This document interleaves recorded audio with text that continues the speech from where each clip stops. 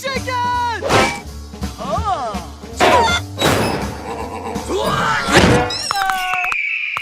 Did you kiss your mother with that mouth?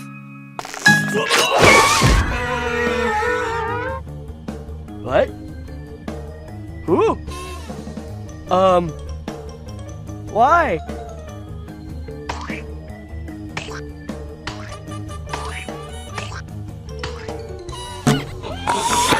What are you? Some kind of troll or something?